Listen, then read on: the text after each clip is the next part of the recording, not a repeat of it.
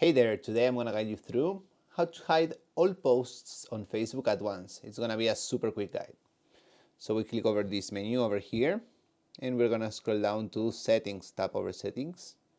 And we're gonna scroll down a lot until we see this category called your activity and permissions. Is activity log the one that we're gonna click on? And then over there, we're gonna see your activity on Facebook. Open this menu, scroll down, open the posts, and click on the first option, your posts, photos, and videos. When you click over there, it's gonna take a little bit to open the actual list of all your posts. You're gonna hit all, open these extra menus over here, and we're gonna click on audience, and here we're gonna be able to change if we want to set it for public and private. I don't know why for me this screen again, click all, click this menu, click audience. It's not working for me. I don't know what. All the other menus are working.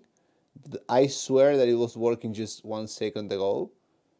So let me know if it works for you. Just try it. Audience. And here you're going to be able to set it to public or private or only me. The option that you want to set to hide it is to set to only me. I hope this was helpful for you. If it was, please leave me a like and a comment down below.